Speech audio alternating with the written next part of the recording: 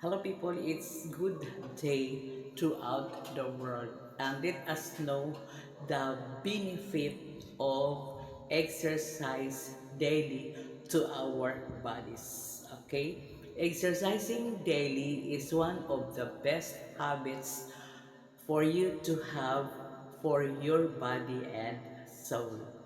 The boosting of your health.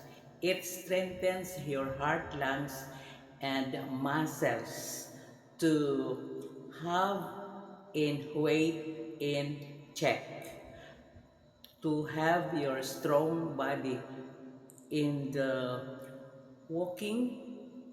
Walking is an exercise, not running. You can really earn the power, the energy for your body. And also for sleeping well. You sleep well during night time than daytime. If you always exercise, you can have your 8 hours a day of sleeping. That is complete. You can have your good health through sleeping well.